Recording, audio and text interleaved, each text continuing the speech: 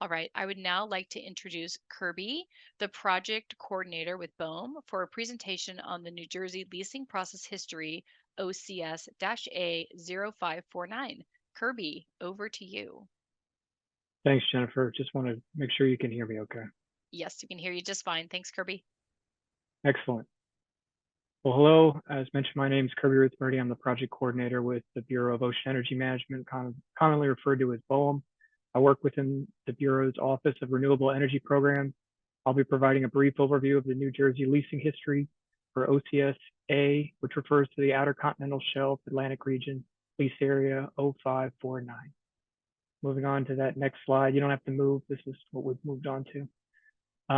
First, I will provide a brief background on the BOEM Office of Renewable Energy Programs. In 2009, the Department of Interior announced final regulations for the Outer Continental Shelf OCS Renewable Energy Program, which was authorized by the Energy Policy Act 2005.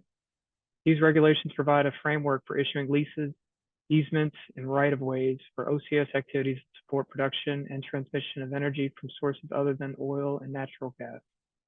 The mission of the Office of Renewable Energy Programs is to facilitate the responsible development of renewable energy resources on the Outer Continental Shelf through conscientious planning, stakeholder engagement, comprehensive environmental analysis, and sound technical.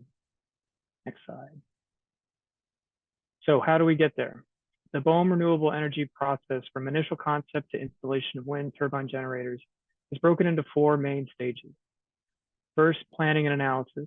Second, leasing. Third, site assessment. And fourth, construction and operation. It's important to understand that the foundation of this process through each stage is to use the best available science as well as input from the public, resource users, as well as state, federal, and tribal nations to understand equities and concerns and to make sure we're doing so in a manner that is stewarding the resource in the best possible way. For the beginning part of my presentation, I'll focus on the planning and analysis and leasing stages that BOEM undertakes broadly, and then move into how this process plays out for lease area OCS 0549. Next slide. So on the slide is a zoomed in version of the planning and analysis and leasing stage to provide important milestones from initial interest to lease auction. The goal of this stage can best be understood as a winnowing process to identify an area for sale. To begin, an initial area is identified on the Outer Continental Shelf that may be suitable for potential offshore wind development. First, we have the interest or request for interest. This is a formalized step in the early stages of BOEM's process to determine if there's a competitive interest in offshore wind leasing, as well as to shed more light on the suitability of an area for wind energy development. This request for interest is done by publishing a notice in the Federal Register to collect information and determine if there's a competitive interest. And that is if there is more than one entity or company in the development community interested in developing offshore wind in this area. To aid in this process, task forces are regularly established, which consist of representatives from federally recognized tribes, federal agencies, as well as state and local governments. Based on input received during the public comment period at this stage, a call area smaller than the identified request for information area is outlined and determined, and in the next step of the process, a call for information and nomination occurs. So at this next formal step in the process, there are two components. BOEM asks for information on special consideration and analysis of the call area, as well as if there are certain conditions that are important to understand in this space. The call area and public comment period at this stage in the process gives the public a clear picture of where a potential lease area will be. The second component is the call for nominations, which is to ask for the development community to tell us what they think of the area that they are outlining.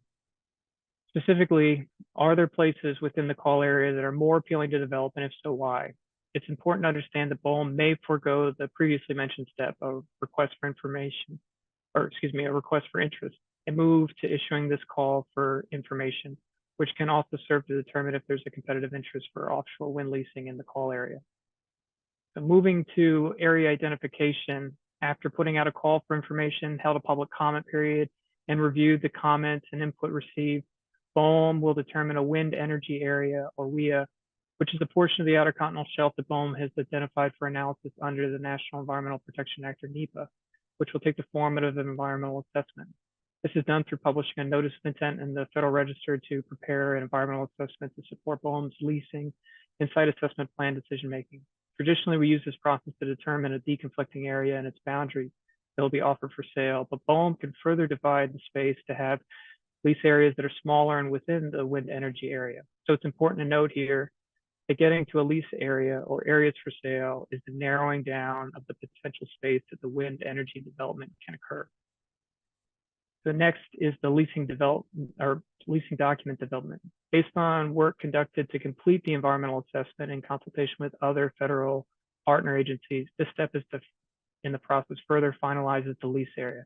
Not only the size and shape of the lease area, the number of areas, but also aids in developing leasing documents for a proposed sale notice, which will outline the auction process for the lease area, as well as the financial terms and requirements for potential lessees. The proposed sale notice is published in the Federal Register and is exactly what it states: the notice to the public of a proposed sale, lease area sale, excuse me.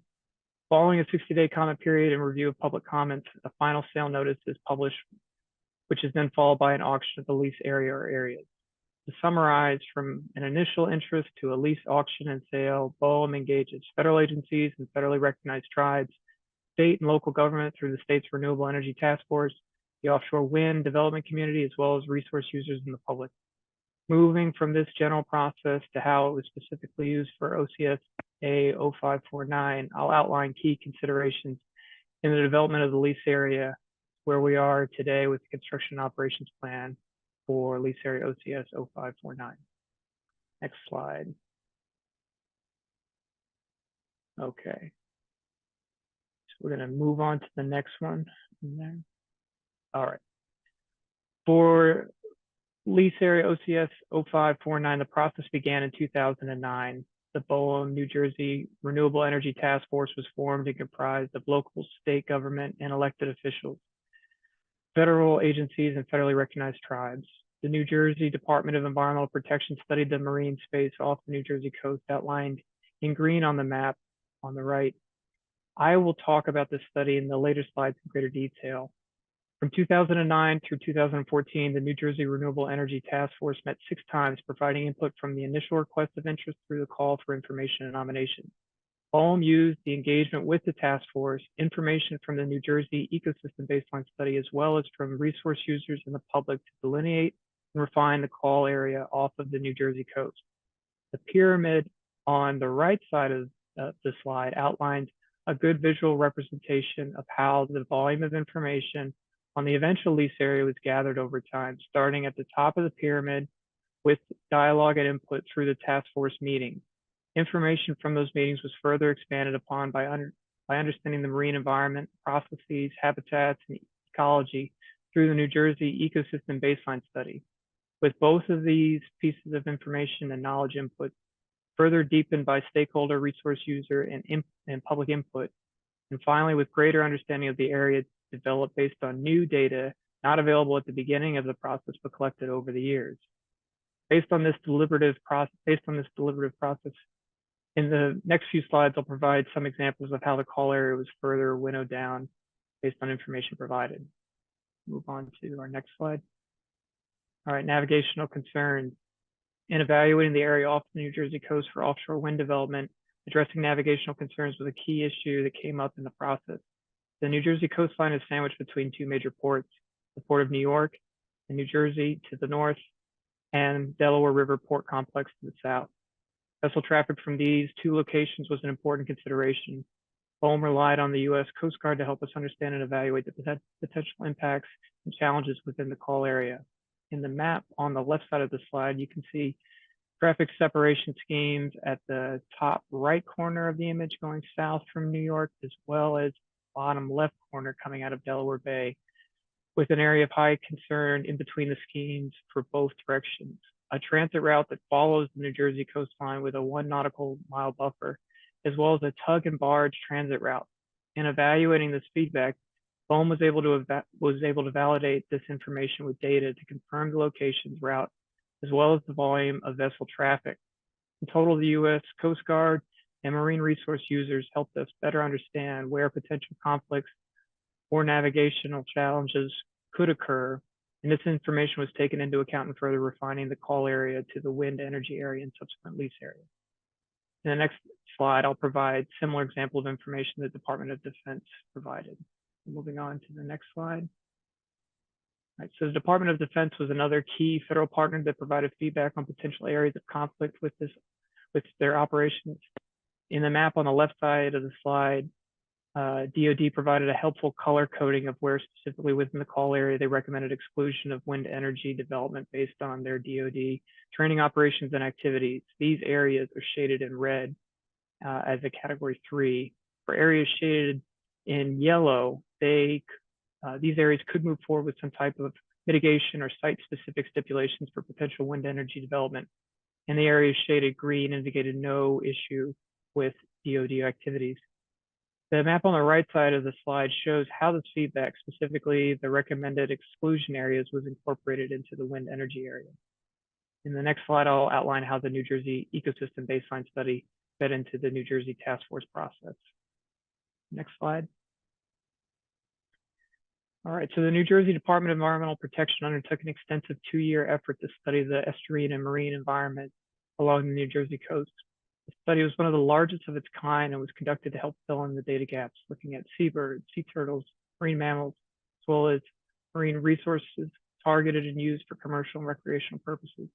The study provided information on feasible water depth, outlined in the second map in red, for potential wind energy projects going out to approximately 23 miles offshore. BOEM participated in the study and was able to integrate data from the study into the Outer Continental Shelf leasing blocks, so the green squares within the call area. With this information incorporating both physical and biological data, an environmental sensitivity index was created to help identify areas that would have the most multiple use conflicts and impacts to ecological processes. I think you should be able to hit the next and you'll get an animation. Thanks. So based on the environmental sensitivity index, many areas that were deemed most sensitive and considered best to avoid for the wind energy development were incorporated into the wind energy area and were excluded from the eventual lease area. Next slide. Okay, so as noted, BOEM started work with the New Jersey Renewable Energy Task Force in 2009. 2 years later, BOEM published the call for information and nominations in April of 2011. The feedback from the call for information and nominations, which as a reminder seeks to provide information on the area as well as nominations and interests, helps BOEM understand if there's a competitive interest from the development community on specific areas within the wind energy area. The map on the left side of the screen shows density plots of where there was the most interest. Less interest indicated in cooler colors, with greater interest indicated in warmer colors, so yellow to red. In total, 11 separate companies provided nominations of interest, which are displayed on the bottom of the slide. The 2 primary concerns identified from the call for information and nominations were impacts to commercial fisheries, specifically for the commercial surf clam fishery, as well as previously highlighted vessel traffic concerns. In the next slide, I'll highlight the timeline for the proposed sale notice to the current lease for OCSA 0549. Next slide. Okay, so on this slide, the following bullets outline the timeline from how the wind energy area moved through the sale notice stages to become lease area OCSA 0499, and subsequently for this project, the current lease for OCSA 0549. So in June of 2014, BOEM published the proposed sale notice. As part of that process, 29 aliquots were removed from the wind energy area to the lease area due to vessel traffic concerns. September of 2015, BOEM published this final sale notice. No more aliquots or areas were removed, but aliquots or areas with potential restrictions due to vessel traffic or the presence of active subsea cables were identified. In November 2015, the auction was held with the company's number of rounds and bid amounts listed in the table on the right side of the screen. There were 3 participants in the auction. It went 7 rounds with the winning bid for OCSA 0499 off the coast of New Jersey going for just over $1 million. The winner of that auction was U.S. Wind.